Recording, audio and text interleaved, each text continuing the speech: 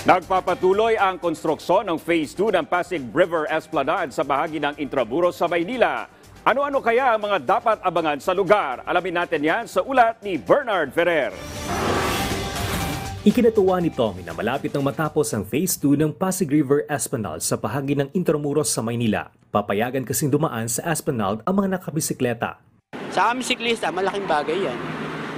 Mas safe dumaan? Oo, mas libre kami sa aksidente. Unang-una, yan ang kalaban namin eh. Bisikleta lang ang dala namin. Inaabangan na rin ni Rodora na maging accessible ang Esplanade para sa mga siklista. Gayon din ang mga ilalagay na food stall at ang mga palumuti sa pagpapasigla ng turismo. Kasi dati wala yan, parang makikita mo lang niya, puro water lily, di ba?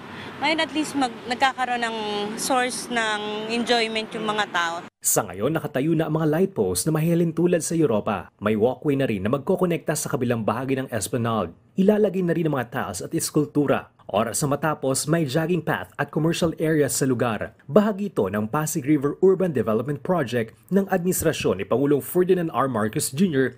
na layuning pagandahin ng Ilog Pasig at paligid nito. Aktibo rin itong sinusuportahan ni First Lady Liza Araneta Marcos. 8 esplanade ang planong gawin sa kabuuan ng 25 kilometrong ilog na matatapos sa loob ng 3 hanggang 5 taon.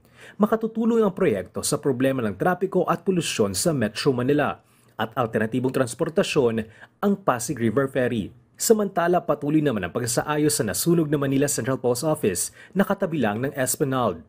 Bernard Ferrer para sa Pambansang TV sa Bagong Pilipinas.